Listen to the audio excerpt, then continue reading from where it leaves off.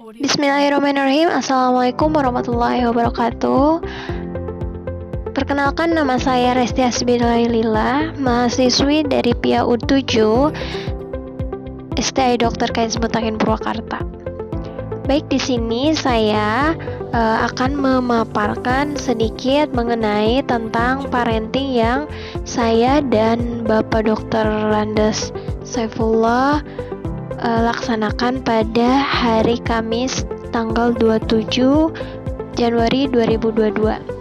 Sebelumnya, yang terhormat kepada Ibu dosen pengampu Ibu Anissa Purwani, Magister Pendidikan, selaku dosen pengampu mata kuliah pendidikan inklusif. Baik, di sini mohon maaf karena menggunakan hasil foto saja, karena kurangnya komunikasi. Saya kira berupa dokumentasi foto juga tidak masalah dan dibuatkan video. Nah, di sini saya akan menjelaskan mengenai proses parenting di SPS Al Jihad. Baik, di sini saya akan menjelaskan sedikit runtutan tentang kegiatan waktu hari Kamis. Nah, waktu hari Kamis, kami ataupun saya itu membuat acara ketika anak-anak selesai belajar tepat pukul 9.00. Tepat pukul 9.00 kami memulai acara dan pemateri pertama itu disampaikan oleh Bapak Dr. Randes Saifullah. Nah, Bapak Dr. Randes Saifullah ini menjelaskan mengenai tentang ADHD. Nah, ADHD di sini pertama Bapak Dr. Randes itu memberikan pengertian tentang ADHD itu apa. Nah, ADHD itu menurut Bapak Dr. Randes itu sebuah gejala ataupun yang artinya ADHD itu Attention Deficit Hyperactive Disorder. Nah, ini sebuah gangguan saraf yang memang umum sekali menimpa anak-anak usia dini terutamanya. Nah, tetapi gejala ini dapat berlangsung hingga dewasa jika anak itu tidak diatasi. Itu menurut Bapak Saifullah. Nah, lalu gejala-gejalanya apa saja gitu, ataupun ciri-cirinya dari anak yang mengalami gangguan pada gangguan saraf. Nah, di sini ADHD belum termasuk kepada ADHD yang sangat berat gitu ya. Masih secara umum ataupun yang lumrah terlihat gitu ya. Nah, ciri-cirinya itu seperti misalkan yang Bapak Saifullah sebutkan itu anaknya itu hiperaktif atau berperilaku impulsif. Terus satu lagi yaitu sulit fokus.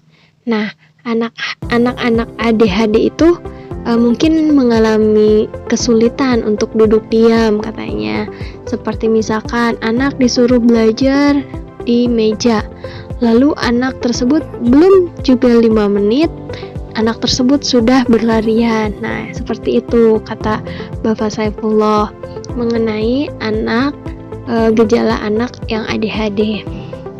Nah, lalu apalagi? Terus anak misalkan mengikuti pertunjukan, dia tuh ingin mengikuti pertunjukan ataupun mengikuti keramaian gitu. Dia tuh hanya mengikuti sebentar, misalkan hanya 10 menit atau 15 menit, lalu beralih lagi ke kegiatan yang lain. Nah, lalu satu lagi ketika misalkan belajar atau menuntaskan pekerjaan sekolah ataupun rumah, anak tersebut tidak akan bisa melakukannya dengan lama. Misalkan contohnya anak tersebut itu disuruh untuk menyapu lantai ataupun membereskan peralatan sekolahnya, anak tersebut tidak akan bisa menuntaskan gitu pekerjaan tersebut.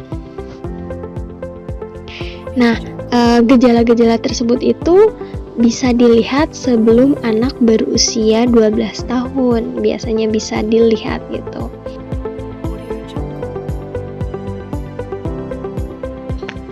Oke, jadi seperti itu ya gejala-gejala ADHD menurut Bapak tutor. Nah, lanjut setelah pemaparan materi ataupun tanya jawab, lanjut kepada pemateri kedua yaitu penanganannya. Karena di sini saya bertugas untuk membuat APE yang bersangkutan dengan ABK, maka saya di sini menjelaskan penanganan anak ADHD di sekolah. Nah, anak ADHD di sekolah itu berarti saya mengambil salah satu contoh anak yang susah fokus terhadap tugas ataupun anak yang cepat bosan terhadap pekerjaannya. Nah, maka di sini saya membuat APE yang dinamakan focus box atau kotak kefokusan. Nah, penanganan di sini itu sangat sederhana karena kita melihat terlebih dahulu dari tadi yang Bapak jelaskan mengenai gejalanya. Ada gejala yang memang bisa terlihat gitu, ada yang memang gejala yang lumrah atau yang sering anak-anak lakukan. Jadi di sini mencoba untuk mengatasi pengganggu gitu ya bagi pertumbuhan anak. Nah, di sini saya membuat APE yang dinamakan focus box ini. Di sini ada cara kerjanya. Yang pertama yaitu ada seperti kayu yang memiliki kait. Nah, di sana dimasukkan ke dalam besi yang warna biru ataupun kuning. Nah, ketika anak bisa menuntaskan dari start ke finish tanpa menyentuh besi yang ada di dalamnya warna kuning atau biru, anak tersebut akan mendapatkan bintang. Tetapi ketika anak tersebut menyentuh bagian samping kiri ataupun kanan dari besi kuning dan biru tersebut, maka anak akan mengambil kartu yang di dalam kotak ini. Nah, di dalam kotak ini ada kartu yang bernama A, I, U, E, O. Jadi melatih bahasa juga ya, bahasa anak, vokal anak gitu. Terus melatih kefokusan dan keterampilan anak ketika mengikuti besi ini sesuai arahnya. Nah, jadi seperti itu ya cara kerja APE-nya. Nah, di sini APE-nya saya buat sendiri dengan bahan-bahan pasti bahan dasarnya itu dus dan dilapisi oleh karton dan origami. Nah, mungkin itu saja ibu-ibu bagaimana cara mengatasinya secara sederhana dari saya. Jadi cara mengatasi untuk anak ADHD yang umum ataupun yang masih ringan, bisa ibu-ibu itu mengatasinya dengan melatih kefokusan anak. Lalu yang kedua, kalau misalkan mengenai yang pertama kan mengenai kefokusan anak berarti dalam belajar, dalam mengerjakan sesuatu. Nah, kalau yang satunya lagi dalam berbicara, misalkan anak tersebut banyak sekali bicara atau banyak sekali tingkahnya gitu, mencoba mengatur gitu, seperti misalkan bicaranya terlalu cepat, aku tidak bisa melakukan ini, ibu gimana. Nah, jadi kan cepat misalkan ya bu. Nah, jadi ibu tolong pelan-pelan untuk berbicara agar dipahami oleh bunda, misalkan seperti itu. Mungkin itu saja bunda-bunda dari saya. Oh iya, satu lagi, dari misalkan anak itu banyak bicara, bisa dialihkan dengan pembacaan ini seperti A, I, U, E, O kan bisa disebutkan dengan pelan-pelan ataupun sesuai dengan variasi bunda-bunda. Nah, seperti itu ya bunda-bunda. Jadi pada saat itu dua pemateri langsung disampaikan dan tepat pukul 10.30